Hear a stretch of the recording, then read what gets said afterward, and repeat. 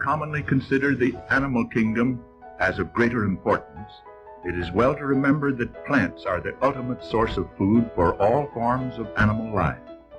Like animals, plants need proper food and sufficient air and water in order to live and thrive. Here we shall see the life story of a typical plant condensed into a few minutes. Beauty is the principal appeal of flowers. Beauty of color, beauty of form, beauty of fragrance. Also, the flower has a most important and most interesting practical function. It is the forerunner of the seed, and it is by means of seeds that the flowering plants reproduce themselves. The seed of the pea plant germinates or starts to grow by sending a root downward into the soil and a stem upward into the air. With the time speeded up, we shall see the main or primary root branching and developing root hairs near the tips. The roots have two uses, namely to anchor and support the plant and to absorb water and other food from the soil. The latter is accomplished mainly by the root hairs. The stem pushes up through the soil in an arched or bent-over position, thus protecting its first young leaves. The stem supports the leaves which need air and sunlight for their work.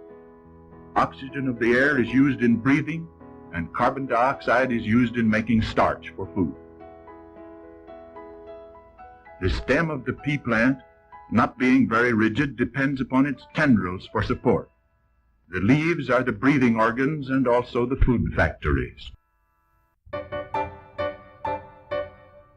Tendrils twine about the string and thus support the stem of the plant. In the picture, see them respond to the stimulus produced by the string. The growth on the inner side of the curve of the tendril seems to be checked by the contact with the string, and this causes it to twine around the support.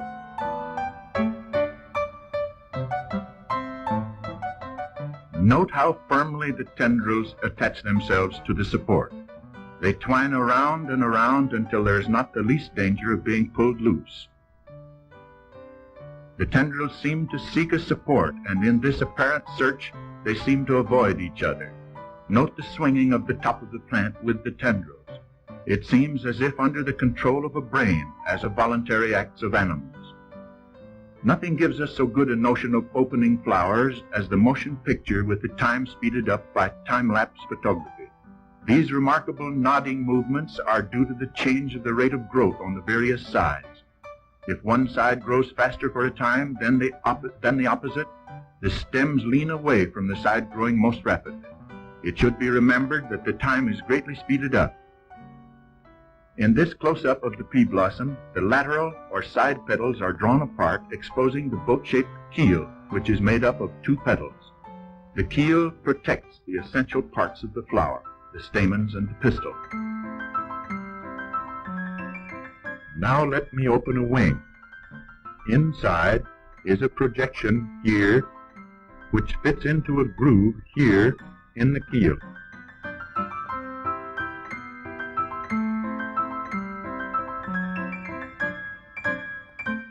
The top or outer tip of the pistil is called the stigma. The stalk of the stigma is called the style, and the lower part of the pistil is the ovary in which the seeds develop. The pistil may be called the female part of the flower. The stamens are the male part of the flower. It is in the pollen sacs or anthers of the stamens that the pollen grains develop. Bees, in their quest for nectar out of which to make honey, may brush the pollen grains from the stamens and carry them on their bodies to other flowers, and thus bring about cross-fertilization, which is so important in the life history of most of our flowering plants.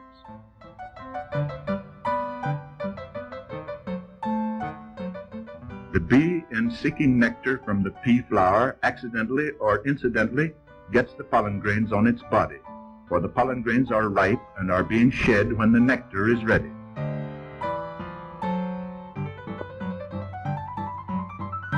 Another view of a bee visiting a pea blossom. She is probably attracted by the bright color and by the fragrance of the flower. The bee's perception of color is probably not just like ours, and her sense of smell is probably much more acute.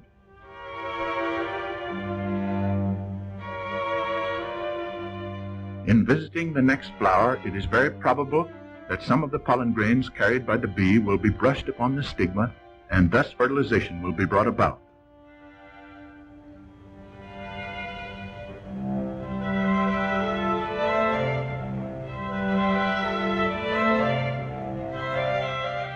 We could not photograph pollen tubes growing from the stigma down through the style, for the style is opaque. Hence, these germinating pollen grains were photographed in a clear solution, and they were photographed through a microscope.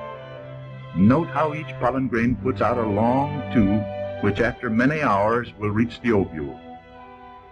In the pollen tube, note the streaming of the protoplasm, which is the living substance of the plant. This is an unusual picture. After the male cell has moved out of the pollen tube and has united with the egg cell in the ovule, that is, after the egg cell has been fertilized, the ovule will develop into a seed. Here we see how ovules become seeds. The pollen grains which are carried to another flower and left upon the stigma will germinate and send tubes down through the style to the ovules or the beginnings of seeds in the ovary. The pollen tube will penetrate an ovule, and the male cell which came from the pollen grain will move out of the tip of the pollen tube and unite with the egg cell, and that union is fertilization. The egg cell after fertilization, that is, after it has united with the male cell which came from the pollen grain, will develop into a tiny plant or embryo within the seed. After fertilization has occurred, the flower withers and the pods grow to accommodate the developing seeds within. The pod continues to develop until the seeds are ripe. The remains of the withered flower may be seen at the outer end. The ripe seeds are a resting stage in the life history of a plant.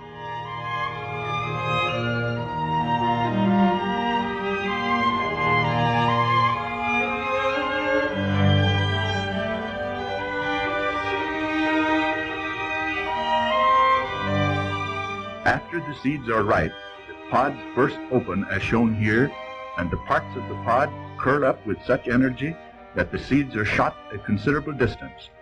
This scattering of the seeds far and wide is a distinct advantage in wild plants, for in this way they establish themselves over greater areas.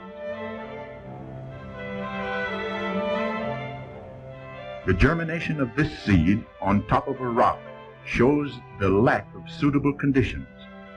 The proper requirements are sufficient moisture, but not too much, sufficient warmth, but not too much, and reasonably pulverized soil.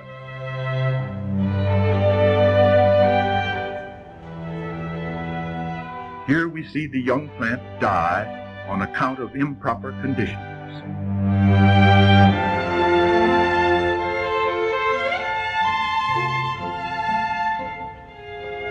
Contrasted with the last, here is a seed germinating under ideal conditions. Note the root growing downward with secondary roots or branches growing out from the main or primary root.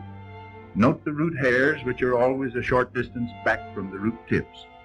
Note the stem growing upward, that is, in a direction opposite to that taken by the root. In this picture, we have examined the life story of the pea and have followed it from one generation to the next. What we have seen here, you yourselves may reproduce by actually growing these plants in a window box or garden.